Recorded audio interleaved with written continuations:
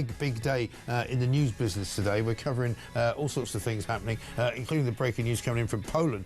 Basically, that a load of drones were shot down after they ventured in from Russia into Polish airspace. We're keeping an eye on that. NATO also keeping an eye on it, of course, and we'll bring you any details as they emerge through the course of the morning. The Poles are saying that it was a deliberate incursion into their airspace, so it does mark a slightly different manoeuvre by the Russians in the most recent days. We'll talk about that coming up in a little while. Also, of course, a lot of front pages all about the Qatar situation yesterday.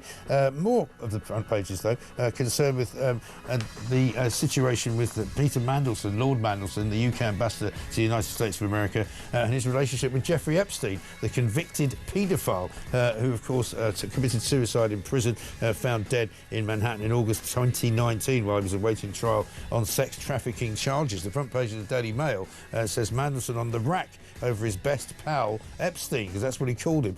He sent him a sort of 10-page birthday greeting, which wasn't so much a card as kind of a love letter. And their question says, why in God's name did our bathrobe-clad ambassador to Washington fawn over the wicked paedophile who called him Petey?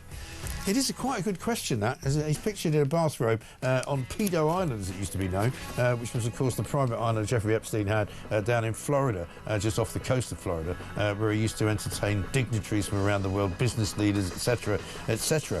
Front page of The Sun, MasterChef host latest headache for telly bigwigs, and that is that Greg Wallace is going to sue the BBC.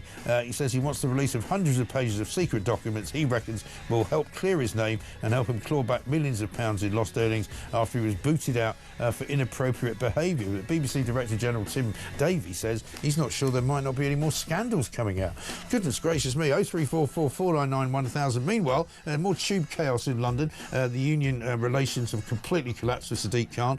Also, we'll be hearing about Britain's biggest HMO coming up in this hour. It's in Hull. It's a hotel, but basically it's being repurposed, we believe, to house migrants continually, but not as if they're in a hotel, simply as if they're in a house of multiple occupancy. We're also hearing that illegal migrants, 200 of them, are in line for millions of pounds worth of compensation. They're going to sue the government for keeping them in inhumane conditions. Can you believe it? So not only are we giving them shelter, not only are we giving them sanctuary after fleeing war and torture and all sorts of persecution, but they don't like it enough. It's not a nice enough place. So they're going to sue us. Brilliant. 5 minutes past 9. This is Talk.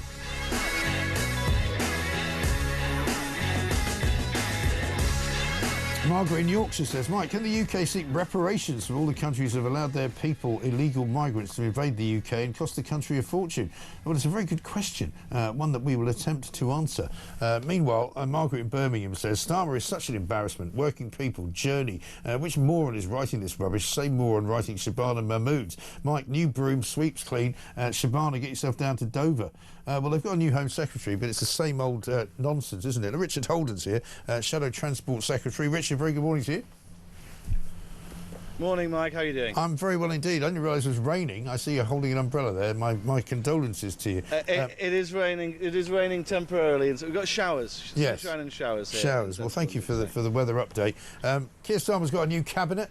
He spoke to them all yesterday. He talked about them fixing the foundations all over now. What we need to do now is renew the country. It's all about renewal. What's he talking about?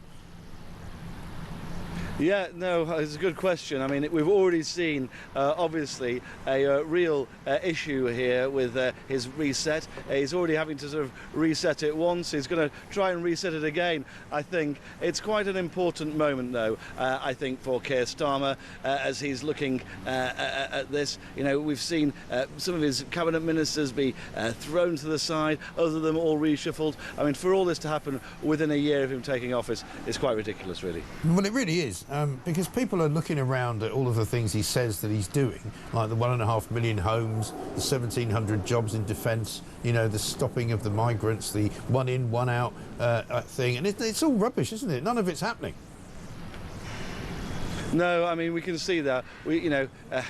when it turns to the Channel crossings, he said he'd smash the gangs. We know that crossings are up around 50% at the moment. We've seen tragically some more deaths in the Channel today because of the government's failure to have a proper deterrent scheme which would stop people from being attacked. I think there's so many different elements to this, though, so many different parts of failure from the government, and one of those today is obviously here in the capital, costing us 270 million quid every single day, the failure of the Labour Party to get a grip of the strikes, and that's costing everybody in the whole country, not just here in the capital. Yeah, it is absolutely extraordinary. London's kind of being brought pretty much to a standstill. That idiot standing behind you there, Richard, so I'm just going to leave it there. Richard Holden, MP, Shadow Transport Secretary, thank you very much indeed for talking to us. He's down on College Green. I can't believe that bloke's still hanging around with his Brexit banners. What's wrong with him? Anyway.